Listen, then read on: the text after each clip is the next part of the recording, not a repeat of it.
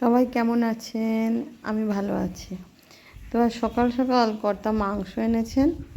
তো আমি মাংসটা তাড়াতাড়ি করে রান্না করে নিচ্ছি।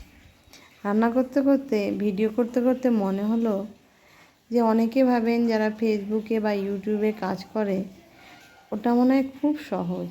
2-4টে ভিডিও করে দিলাম বা একটু কথা বলে দিলাম, একটু ভঙ্গি করে দিলাম, মনে হয় মনিটাইজেশন হয়ে যায় এবং প্রচুর টাকা পায়। কিন্তু এই ধারণাটা সম্পূর্ণ ভুল, পুরোপুরি ভুল ধারণা। দেখুন আমার মাংসটা রান্না হয়ে গেছে। তো আমি উপর থেকে একটু আলু, কচু এগুলো দিয়ে দিলাম। 2-3টে সিটি দিয়েছিলাম মাংসে। মাংসটা সিদ্ধ হয়ে যাওয়ার পরে আলু, কচু দিয়ে দিচ্ছি, দিয়ে আবার একটু কষিয়ে নেব। তো যে কথাটা বলছিলাম, কোনো কাজটাই এই পৃথিবীতে সোজা নয়, আর সহজ উপায়ে কাজ করে কখনোই বেশি অর্থ কামানো সম্ভব নয়। বেশি অর্থ এবং সফলতা কামাতে গেলে তার পিছনে যথেষ্ট সময়, যথেষ্ট পরিশ্রম এবং যথেষ্ট একাগ্রতার প্রয়োজন হয়।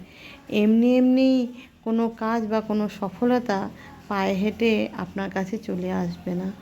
সে যে কাজই হোক, আপনি সফল হতে গেলে সেই কাজের পিছনে অনেকটাই পরিশ্রম এবং অনেকটাই একাগ্রতা এবং অনেকটাই ধৈর্য ধরতে হয়, না হলে কিন্তু সফলতা আসে না।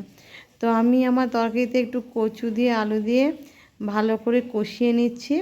কষিয়ে নিয়ে জলও দিয়ে দিয়েছি, আবার 2-4টে সিটি মেরে দেবো।